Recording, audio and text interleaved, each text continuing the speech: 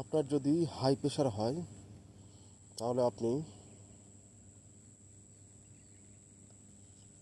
বাম নাক দিয়ে নিঃশ্বাস নিয়ে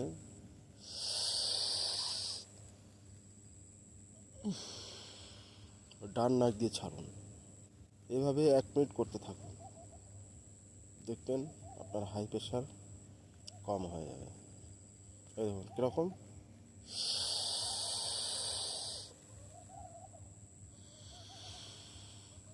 ধীরে ধীরে ছাড়তে হবে, ধীরে ধীরে, স্লোলি।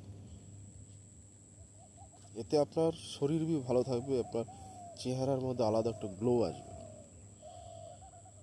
এটা আপনি 3 মাস করে দেখুন, আপনি তার ফল পাবেন।